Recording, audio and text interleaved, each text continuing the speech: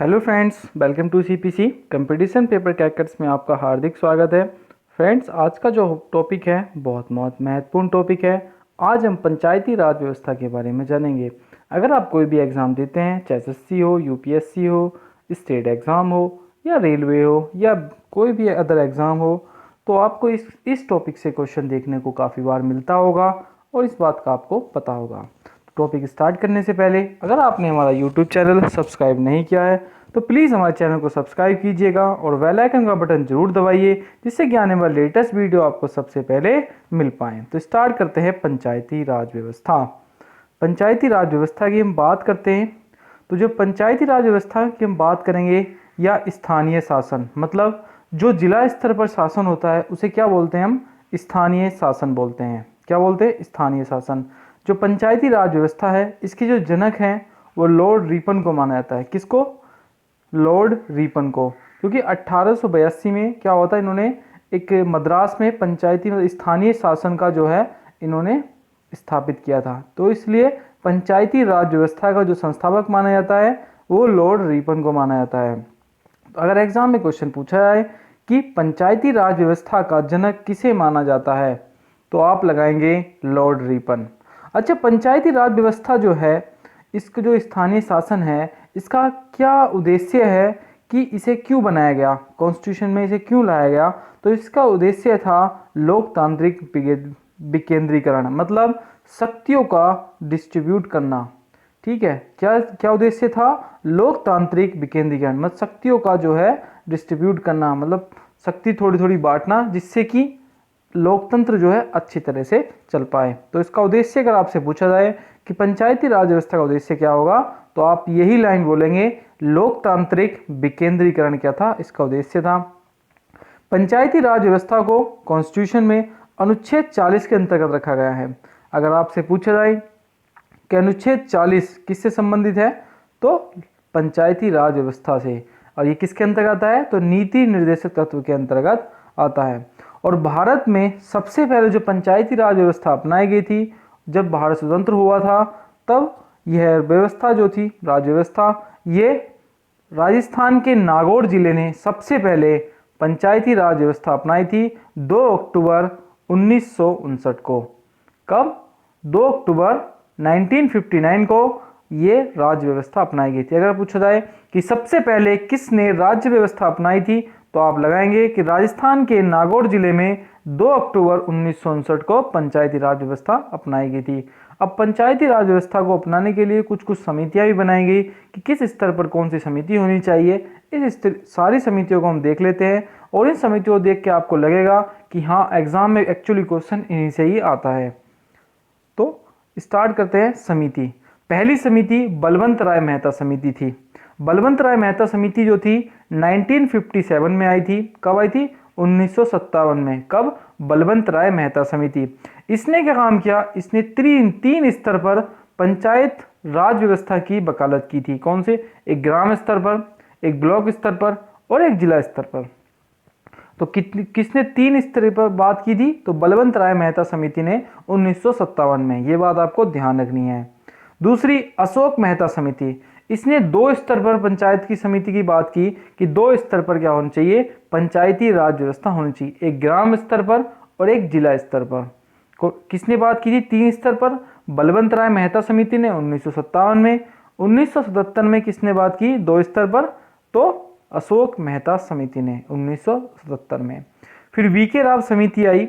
इन्होंने क्या काम किया? इन्होंने जो कंटेस्टेंट वहां पे खड़े थे, तो उनके सदस्यों के चुनाव में जो है उन सदस्यों के प्रतियोगी के बारे में सुधार करने के लिए वीके राव समिति ने 1985 में सिफारिश की। फिर आती है एल.एम. सिंघवी समिति 1986। कब? एल.एम. सिंघवी समिति 1986। इन्होंने क्या काम किया कि इसे जो है, जो पंचायती राज व्यवस्था है, इसे संवैधानिक मान्यता देने की वकालत की। पहली चीज क्या क्या है कि इसे संवैधानिक मान्यता दी जाए। दूसरी, 3 स्तर पर पंचायत राज व्यवस्था की वकालत की और न्याय पंचायत की वकालत की।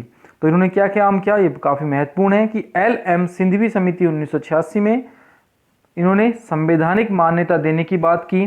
दूसरी त्रिस्तरीय पंचायत की वकालत की और न्याय पंचायत की वकालत भी की। तो कौन कौन सी समिति आई? नंबर 1 बलवंत राय मेहता समिति 1957 में आई। इन्होंने 3 स्तर पर बात की, ग्राम पंचायत पर, ग्राम स्तर पर, ब्लॉक स्तर पर और जिला स्तर पर। अशोक मेहता समिति आई 1977 में। इन्होंने 2 स्तर पर पंचायत की राज व्यवस्था की। फिर वी.के. राव समिति आई 1985 में। इन्होंने क्या काम किया? इनके जो प्रतिनिधि थे उनके जनसंख्या में सुधारों की बात की। और ए.एल.एम. सिंघवी समिति ने 1986 में इन्होंने 3 स्तर पर बात की थी। नंबर 1 संवैधानिक मान्यता देने की बात की, दूसरी 3 स्तर पर पंचायत होनी चाहिए उस बात की वकालत की, और न्याय पंचायत की इन्होंने वकालत भी की। अब इसे जब एल.एम. सिंघवी समिति ने जब बात की तो इसे अब मान लिया गया। फिर इसे 73वें संविधान संशोधन 1992 में 73वें संविधान संशोधन 1992 में इसे अपना लिया गया। किसको? पंचायती राज व्यवस्था को अपनाया गया और इसे एक संवैधानिक दर्जा भी दिया गया। क्या? इसे कब अपनाया गया? 73वें संविधान संशोधन 1992 को। तो अगर आपसे पूछा जाए कि पंचायती राज व्यवस्था किस संविधान संशोधन द्वारा अपनाई गई, तो आप लगाएंगे 73वां संविधान संशोधन 1992 द्वारा इसे अपनाया गया। इसे जो है आपका भाग 9 के अंतर्गत रखा गया, 11वीं अनुसूची में इसे जगह दी गई और अनुच्छेद 343 से 343 ओ तक इसे क्या है? पंचायती राज व्यवस्था को इसमें रखा गया। तो कितने अनुच्छेद रखे गए? समथिंग 16 अनुच्छेद में इसे रखा गया, तो 343 से 343 ओ तक। तो अगर पूछा जाए कि पंचायती राज व्यवस्था किस भाग के अंतर्गत है, तो आप लगाएंगे भाग 9। किस अनुसूची में आती है? तो 11वीं अनुसूची में पंचायती राज व्यवस्था आती है। और किस अनुच्छेद के अंतर्गत इसका आविष्कार है? तो अनुच्छेद 243 से 243 ओ तक पंचायती राज व्यवस्था का विस्तार है। इसमें जो है 29 विषय भी जोड़े गए हैं इन अनुच्छेदों में, जैसे कि जमीनी स्तर पर कैसे, ठीक है, जमीनी स्तर पर, सड़क पर, ठीक है, इन चीज़ों पर, स्कूल पर, जो ग्राम स्तर में स्कूल बनेंगे कैसे बनेंगे, तो इन चीज़ों पर सारों विषय, इसमें 29 विषय जो है पंचायती राज व्यवस्था पर जोड़े गए हैं। तो ये बात आपको ध्यान रखनी है। त्रिस्तरीय पंचायत को मंजूरी मिली, जो बलवंत राय मेहता समिति ने कहा था कि 3 स्तर पर पंचायत होनी चाहिए। नंबर 1 ग्राम स्तर पर, ब्लॉक स्तर पर और जिला स्तर पर। तो क्या हुआ? 3 स्तर पर पंचायत को मंजूरी मिली। किस संविधान संशोधन द्वारा? तो 73वें संविधान संशोधन 1992 द्वारा। लेकिन 20 लाख से जो कम क्षेत्र वाले राज्य हैं उन पर 2 स्तर पर ही क्या होगी? पंचायत होगी, एक ग्राम स्तर पर और जिला स्तर पर। लेकिन कुछ क्षेत्र में जनसंख्या थोड़ी अब भी कम है, लेकिन अधिकतर तो 20 लाख से सबसे ऊपर है। तो क्या होगा? 3 स्तर पर ही आपको ध्यान रखना है कि 3 स्तर पर पंचायती राज प्रणाली अपनाई गई है। कौन सी? ग्राम स्तर पर, जिला स्तर पर, ग्राम स्तर पर, ब्लॉक स्तर पर और जिला स्तर पर। सीटों का आरक्षण के बारे में देखते हैं कि पंचायती राज व्यवस्था में कैसे सीट बांटी गई हैं। तो इसमें जो है महिलाओं का जो है 1/3 संख्या, मतलब 3 में से 1 सीट महिलाओं की होनी अनिवार्य है। किस पर? पंचायती राज व्यवस्था में। ST/SC की जो सीट है वो जनसंख्या के आधार पर क्या होगी? वहाँ की जनसंख्या जैसी होगी, जहाँ पर ST/SC जनसंख्या ज़्यादा होगी तो उसी के आधार पर सीटों का आवंटन होगा, मतलब बांटी जाएंगी ST/SC की सीटें। तो महिलाओं की सीटों का क्या होगा? 1/3 भाग, मतलब 3 में से 1 हिस्सा महिलाओं का होगा। बिहार एक पहला ऐसा राज्य है जिसने महिलाओं की जनसंख्या जो थी वहाँ पर 50% तक कर दी कि 1/2 हिस्सा महिलाओं का होगा, कि 2 में से 1 हिस्सा किसका होगा? सीटों में महिलाओं का होगा। तो बिहार आपको पहला ऐसा राज्य है जिसने महिलाओं की सीटों की जनसंख्या में क्या कर दी थी? 1/2 कर दी थी। फिर उसके बाद हिमाचल आया। ये बात आपको ध्यान रखनी है। अगर आपसे पूछा जाए कि कौन सा राज्य है जिसने सीटों की संख्या में 1/2 कर दी महिलाओं की जनसंख्या में, तो बिहार ऐसा राज्य है। अब बात करते हैं पंचायती राज व्यवस्था के चुनाव कौन कराता है। तो राज्य निर्वाचन आयोग इसका चुनाव कराता है।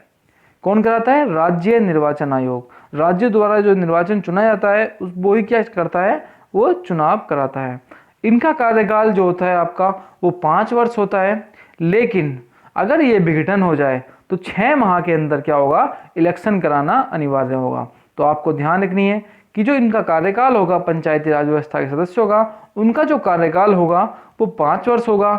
लेकिन अगर विखंडन हो जाए या खंडन हो जाए या उसका टूट जाए तो 6 माह के अंदर दोबारा इलेक्शन होने अनिवार्य हैं।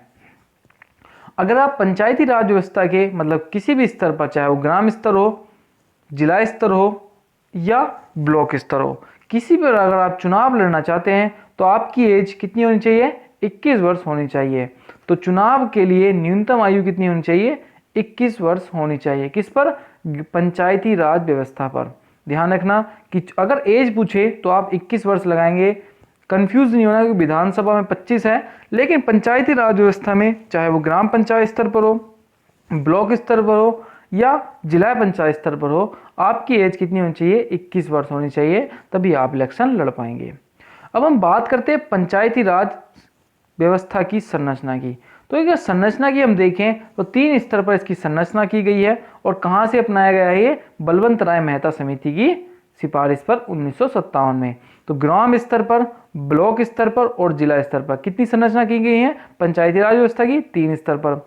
अब हम बात करते हैं ग्राम स्तर पर, जो क्या कहता है? उसे ग्राम पंचायत कहता है, जिसका प्रधान, जिसे उसका प्रधान भी होता है, उसमें मुखिया, प्रधान, मुखिया या सरपंच होता है, जिसका चुनाव जो होता है प्रत्यक्ष चुनाव द्वारा होता है। मतलब जनता जो है ग्राम स्तर पर क्या होती है? जनता खुद ही जो है ग्राम पंचायत चुनी जाती है। जैसे ग्राम में प्रधान चुना जाता है, जो मुखिया होता है, सरपंच होता है। ठीक है, तो अगर ग्राम स्तर पर क्या होती है? प्रत्यक्ष चुनाव द्वारा इसका चुना जाता है, जनता द्वारा चुना जाता है। लेकिन ब्लॉक स्तर पर यह क्षेत्र पंचायत होती है, इसमें एक प्रमुख होता है, जैसे ब्लॉक प्रमुख होता है, ब्लॉक प्रमुख जैसे बोलते हैं ना कि ब्लॉक प्रमुख है हमारे यहाँ। तो चुनाव जो होता है वो अप्रत्यक्ष चुनाव द्वारा होता है, मतलब जो ग्राम पंचायत होंगी वो चुनेंगी ब्लॉक स्तर पर। फिर होती है जिला पंचायत। जिला पंचायत जिसमें क्या होता है? जिला पंचायत अध्यक्ष चुनाता है, जिसे हम क्या बोलते हैं? चेयरमैन बोलते हैं। इसका चुनाव भी क्या होता है? अप्रत्यक्ष द्वारा चुनाव इसका कराया जाता है। मतलब आपको ध्यान रखना है कि ग्राम स्तर पर प्रत्यक्ष चुनाव किया जाता है और ब्लॉक स्तर पर क्या होता है? अप्रत्यक्ष चुनाव किया जाता है। और जिला स्तर पर क्या होता है? अप्रत्यक्ष चुनाव। तो ग्राम स्तर पर प्रत्यक्ष, ब्लॉक स्तर पर अप्रत्यक्ष और जिला स्तर पर अप्रत्यक्ष चुनाव कराए जाते हैं। अच्छा, एक बात आपको महत्वपूर्ण याद रखनी है कि प्रत्येक 5 साल में राज्य वित्त आयोग की नियुक्ति राज्यपाल करेगा। जैसे कि आपको पता है कि राष्ट्रपति जो होता है वो वित्त आयोग की नियुक्ति करता है, लेकिन राज्य के वित्त आयोग की नियुक्ति राज्यपाल करता है कि ग्राम पंचायत में कितना पैसा देना चाहिए या कितना उसमें काम कराना चाहिए। ये सब की बातें जो हैं तभी जो राज्यपाल होता है वो राज्य वित्त आयोग की नियुक्ति करता है और वह यह डिसाइड करता है। अब जो भी एग्जाम में क्वेश्चन आपसे प्रीवियस क्वेश्चन पूछे गए हैं वो सारे हम एकदम से लगाएंगे और आपको जिनसे बहुत ज़्यादा इनसे फायदा और बेनिफिट मिलने वाला है। तो पहला हमारा क्वेश्चन है कि भारतीय संविधान के किस भाग में पंचायती राज व्यवस्था का वर्णन है? तो आपको ध्यान रखना है कि भारत के जो भारतीय संविधान है उसके भाग 9 में पंचायती राज व्यवस्था का वर्णन है। तो किस भाग में है? 9 में। तो किस अनुच्छेद के अंतर्गत आता है? तो अनुच्छेद 243 से 243 ओ तक के बीच में क्या आता है? पंचायती राज व्यवस्था का वर्णन है। नेक्स्ट क्वेश्चन, ग्राम पंचायत का गठन किस अनुच्छेद में दिया गया है? तो ग्राम पंचायत का जो गठन है वो अनुच्छेद 243 बी में दिया गया है। तो आपको ध्यान रखना है कि ग्राम पंचायत का जो गठन है वो अनुच्छेद 243 बी में दिया गया है। ये बात आपको ध्यान रखनी है। नेक्स्ट क्वेश्चन, किसके अंतर्गत पंचायती राज व्यवस्था का वर्णन है? तो किस में जो है? तो अनुच्छेद 40 के अंतर्गत आता है और अनुच्छेद 40 जो है आपका नीति निर्देशक सिद्धांत के अंतर्गत आता है। तो किसके अंतर्गत आएगा पंचायती राज व्यवस्था का वर्णन? नीति निर्देशक सिद्धांत के अंतर्गत आएगा। संविधान के किस संशोधन द्वारा पंचायती राज व्यवस्था को संवैधानिक दर्जा मिला? तो अभी बताया था कि 73वां संविधान संशोधन अधिनियम 1992 में क्या हुआ? इसे संवैधानिक दर्जा मिला था। और किस अनुसूची के अंतर्गत जोड़ा गया इसे? तो 11वीं अनुसूची के अंतर्गत इसे जोड़ा गया। ये बात आपको ध्यान रखनी है। नेक्स्ट क्वेश्चन, पंचायती राज संस्थाओं के निर्वाचन हेतु कौन उत्तरदायी है? तो पंचायती राज संस्थाओं के निर्वाचन हेतु राज्य निर्वाचन आयोग उत्तरदायी होता है। ये क्या काम करता है? यही जो है चुनाव कराता है पंचायती राज व्यवस्था में। भारत में पंचायती राज व्यवस्था कब लागू की गई थी?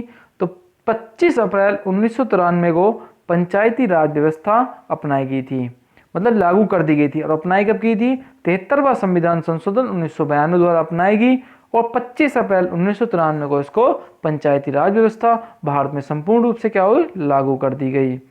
नेक्स्ट क्वेश्चन, सर्वप्रथम पंचायती राज व्यवस्था कहाँ लागू की गई? तो राजस्थान के नागौर जिले में क्या होता है आपका पंचायती राज व्यवस्था लागू कर दी गई। अगर राज्य पूछे तो आप राजस्थान लगाएंगे, अगर डिस्ट्रिक्ट पूछे तो आप नागौर लगाएंगे। कब? 2 अक्टूबर 1959 को सर्वप्रथम पंचायती राज व्यवस्था अपनाई गई थी नागौर जिले में। भारत में सामुदायिक विकास कार्य कब प्रारंभ हुआ? तो 2 अक्टूबर 1952 को सामुदायिक विकास कार्य आरंभ हुआ था। यह जो था देश के सामाजिक सांस्कृतिक उत्थान के लिए चलाया गया था। नेक्स्ट क्वेश्चन, किसकी सिफारिश पर भारत में पंचायती राज व्यवस्था अपनाई गई? तो बलवंत राय मेहता समिति की 1957 में उन्होंने सिफारिश की। तो भारत में 3 स्तर की पंचायत अपनाई गई। यदि पंचायत भंग हो जाती है तो कितनी अवधि तक उसके अंदर निर्वाचन होना अनिवार्य है? तो 6 माह के अंतर्गत जो है वहां पर निर्वाचन होना, उसके सदस्यों का निर्वाचन होना अनिवार्य है। पंचायत राज किस सूची के अंतर्गत आता है? तो पंचायत राज राज्य सूची के अंतर्गत आता है। और नेक्स्ट क्वेश्चन, पंचायत राज की सबसे छोटी इकाई क्या होती है? तो ग्राम पंचायत होती है। जो ग्राम स्तर पर पंचायत होती है उसे क्या होती है? पंचायत राज की सबसे छोटी स्तर क्या इकाई होती है। जैसे पंचायत, फिर सबसे पंचायत ग्राम स्तर पर होती है, फिर ब्लॉक स्तर पर होती है, सबसे बड़ी जिला स्तर पर पंचायती राज व्यवस्था होती है। नेक्स्ट क्वेश्चन, बलवंत राय मेहता समिति के सुझाव के अनुसार पंचायत राज संरचना कितने स्तर पर होती है? तो 3 स्तर पर अभी बताया था, एक ग्राम, ब्लॉक और जिला स्तर पर। नेक्स्ट क्वेश्चन, पंचायत के चुनाव हेतु निर्णय कौन लेता है? तो पंचायत के चुनाव हेतु जो निर्णय लेगा वो राज्य सरकार लेगी। ग्राम पंचायत की आय का स्रोत क्या होता है? तो जो मेले गांव में लगते हैं, ये ग्राम में लगते हैं, या बाजार कर, ये ग्राम पंचायत की आय का स्रोत होते हैं। पंचायत राज के चुनाव के लिए कितनी आयु होनी अनिवार्य चाहिए? तो 21 वर्ष आयु जो है आपकी होनी अनिवार्य चाहिए अगर आप पंचायत राज का चुनाव लड़ते हैं। 1977 में पंचायत राज की समीक्षा के लिए समिति की अध्यक्षता किसने की थी? तो आपको पता होगा कि अशोक मेहता समिति ने 1977 में क्या था, 2 स्तर पर पंचायत की बात की थी, एक ग्राम स्तर पर और एक जिला स्तर पर। तो 1977 में पंचायत राज की जो समीक्षा की थी वो अशोक मेहता समिति ने की थी, या अशोक मेहता ने की थी। 73वें संविधान संशोधन का अभिपालन करने वाला पहला राज्य है। मोस्ट क्वेश्चन है कि 73वां संशोधन का अभिपालन करने वाला पहला राज्य एमपी है। ठीक है फ्रेंड्स, आपको वीडियो कैसी लगी हमें कमेंट बॉक्स में जरूर बताएं, और हमारे चैनल को प्लीज़ सब्सक्राइब कीजिएगा और बेल आइकन का बटन जरूर दबाइए, जिससे कि आपको लेटेस्ट वीडियो आपको सबसे पहले मिलते हैं। और हमारे टेलीग्राम कंपटीशन पेपर क्रैकर्स को जो PDF है वहाँ पर आपको अवेलेबल मिलेगी इसकी पंचायती राज व्यवस्था की वीडियो देखने के लिए। Thanks for watching. फिर मिलते हैं। जय हिंद, जय भारत।